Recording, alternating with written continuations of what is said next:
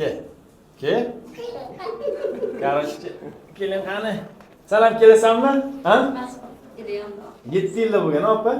7 yilda bo'lgan. O'rtoqlar 7 yillik farzandsizlik holatida ikkita shumtakalar kelishdi meni yonimga. Ikkita. Bo'ldi, mana buni qara. Bu ukasi qilamabdi, kechasi. Bo'ldi.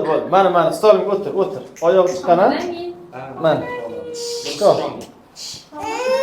Bo'ldimi? Привет. Bir yarim yosh bo'lishdi. Ikkovi Muhammad Ali, Muhammad Amin. Bo'ldi. Всё. Mana. Ovoling, adasi ovoling. O'tiring. Mana ovoling, yana. Mana bu yuvosh bola ekan. Muhammad Ali bilan Muhammad Amin. O'rtoqlar 1,5 yosh bo'lishdi.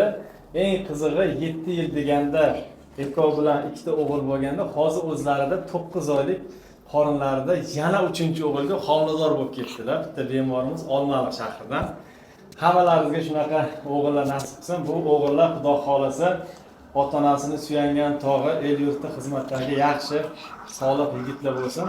Juda sho'x, mana bu kechasi bilan uxlamagan ukasi buni qaraydi, mana intimaganlar.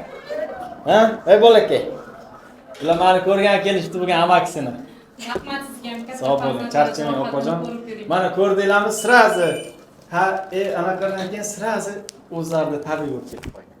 Ko'rib juda ham xursand bo'ldim.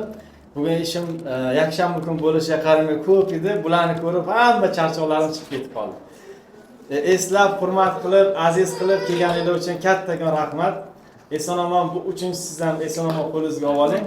Keyingi safar kelganingizda 3 ta o'g'il bilan kelasiz, xudo xolasa inshaalloh. Sizga rahmat. Katta rahmat aka, sizga ham charchamang. Endi qolasizmi bilan yo ketasizmi? Ha? Mana.